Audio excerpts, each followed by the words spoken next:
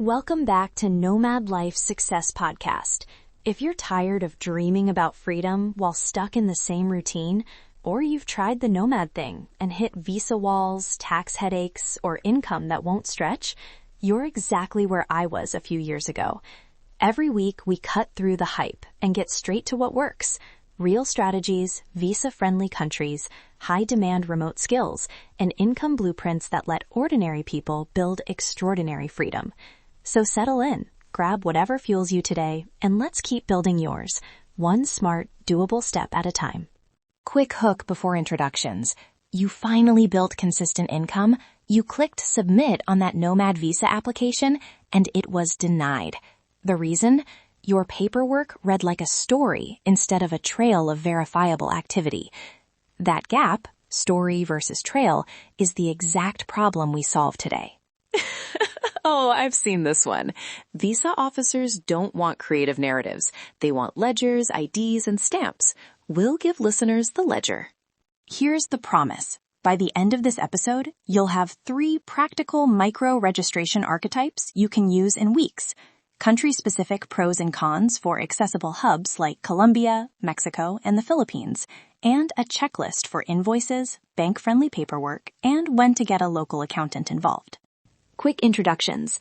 I'm Arya Reyes. I focus on nomad visas, tax residency basics, and practical playbooks for staying mobile while being compliant.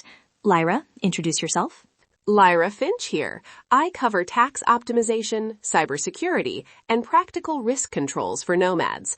I'm the person who asks, is your laptop encrypted and your invoice traceable in the same sentence? Hi everyone, I'm Mateo. I'm a freelance UX consultant who used a local freelance license in Colombia to open a business bank account, land steady on clients, and support a multi-country visa run without losing mobility. I'm Sophia Chen, a cross-border accountant who works with nomads to structure micro-registrations and avoid accidental tax residency. I help translate local rules into checklists you can actually follow. All right, Section 1. What is a micro-local presence? Think of it as a compact, lawful footprint. A small business license, a local tax or ID number, and a documented payment trail tied to a local address or virtual office. It's intentionally lightweight, enough to satisfy banks and visa officers, not to create residency. Why this matters? Visa officers want evidence of regular income and reliable banking. Banks want a local ID, proof of activity, and KYC that checks out. Clients prefer invoices they can pay and reconcile. Concrete examples. In Colombia, you can register as a persona natural with a simple tax ID for freelancers. Mexico has low-cost RFC registrations for foreign residents or virtual addresses with fiscal agents.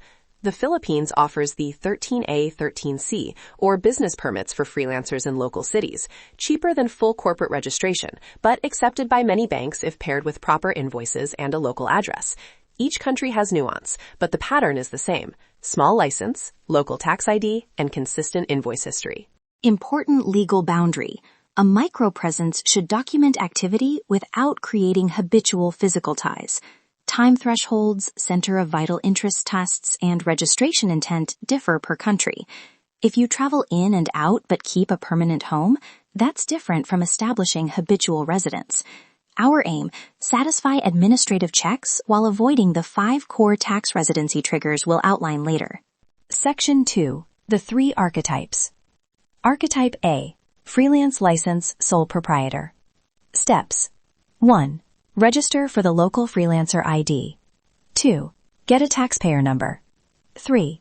Open a local payment method or bank-friendly payment processor. 4. Issue month-by-month invoices tied to that ID. Timeline. Often doable in 2 to 4 weeks depending on appointments. For me in Colombia, I registered as persona natural. I walked into a Dion office with my passport, proof of address, a short-term rental agreement, and 2 invoices showing prior work. 2 weeks later, I had a tax ID and could open an account with a local bank that accepted digital freelance income. The key was consistency. The bank wanted a history of similar invoices and repeat clients, not a single payout. Archetype B, virtual office or co-working address, plus invoice trail. This is great where bank KYC wants a local address. Steps: contract a reputable virtual office or co-working mailbox. Create invoices that show services delivered and a local address. And collect payment using a local-friendly payment gateway or local intermediary account. Timeline: 1 to 3 weeks to set up the address, plus 2 months to build an invoice history most officers trust. Cybersecurity note: use the virtual office provider's official agreement. Get a signed service contract and store PDFs of receipts. Don't rely on a screenshot of a website. If someone asks for proof, present signed contracts, invoice trails, and bank statements that match client payments. Keep access to those documents encrypted and backed up. Archetype C, lightweight contractor-subcontractor model. This works when you collaborate with a local firm that issues invoices on your behalf or subcontracts to you as an independent contractor. Steps: sign a subcontractor agreement, collect monthly statements, and make sure the contracting firm files their obligations properly. Timeline: can be immediate if you find the right local partner, but vet them carefully. Paperwork checklist for each archetype. Signed registration docs, taxpayer ID copies, invoices with itemized services and local address, bank statements showing deposit traces, and a client attestation letter when possible. We'll put sample invoice wording in the episode download so you don't guess on phrasing. Section 3. Banking, payments, and proof. Visas and banks want traceable payment patterns. Best practice: route client payments into an account linked to your micropresence, local account, or local-friendly payments provider. Include the local ID on invoices and keep a 6 to 12-month rolling record of consistent deposits. Banks prefer ACH or local transfers over random third-party processors. Avoid risky workarounds like routing money through personal accounts of friends in country or obscure payment platforms with weak KYC.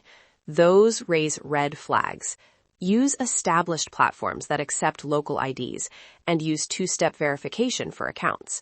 If you must use an aggregator, document the contractual relationship and flow of funds in your records. A concrete invoice tip: include the service period, the deliverable description, your local tax ID, the local billing address, even if it's a co-working mailbox, and payment instructions with bank details. My bank asked for clarity on the service timeline. Once I standardized that across invoices, approvals were faster. If a visa requires a minimum monthly income, show the average over several months, not one spike. For example, if the threshold is $2,500 a month, present 3 months of invoices averaging at or above that number, plus corresponding bank entries. An attestation letter from a steady client helps too. Section 4. Risks, tax traps, and compliance guardrails. First rule: know what creates tax residency. Common triggers: physical presence beyond the country's day threshold, often 183 days, but sometimes less, having a habitual abode, or demonstrating center of vital interests, like family or permanent employment. Don't make your registration your residency anchor. Second rule: separate your living pattern from your paperwork. Use short-term rentals, rotate hubs, and keep travel records. If you accidentally cross a threshold, consult Sophia or a local accountant immediately. Also, lock down your identity docs. Identity theft around local tax IDs is a real risk. Keep scans encrypted and revoke access when you close a registration. When to consult a local accountant. Anytime you're unsure about thresholds, if you plan to exceed 6-figure revenue in a country, or before signing long-term contracts that tie you to a country. A short 30-minute consult can save months of back and forth with tax authorities. Section 5. Mini case studies and a quick Q&A. Mateo, give us a win and one mistake you learned from. I onboarded 2 recurring clients by offering them clear monthly invoices and a Colombian tax ID on file. That consistency allowed me to apply for a longer stay visa with stronger income proof. Mistake: I used an informal local intermediary for a few months without a contract. When the bank asked for a paper trail, I lost weeks proving income. Lesson: formal contracts from day one. Sophia, one audit trigger you see too often. Mismatch between invoices and bank deposits. If you invoice $3,000 and banks show $300, that's an automatic flag. Always reconcile your invoices to deposits monthly and keep annotated statements ready. Recap. 3 quick takeaways. 1. Build a small but verifiable local presence, a license, a local ID, or a virtual office. 2. Route payments consistently into accounts tied to that presence and keep standardized invoices. 3. Understand tax residency triggers and consult a local accountant before you unintentionally cross them. For a usable checklist, sample invoices, and the scripts to use with local accountants, go to nomadlifesuccess.com and grab the free location-independent 6-figure income ebook. If you want faster scaling, the deluxe membership includes 255+ courses and detailed templates that match what we talked about today. Seriously, save yourself the painful prove it again emails to immigration. Use the templates, encrypt your docs, and keep that payment trail neat. That's it for this episode of Nomad Life Success Podcast. Here's the truth I've learned the hard way. Freedom isn't about the perfect passport or the viral destination. It's about the income and skills that let you stay wherever you land.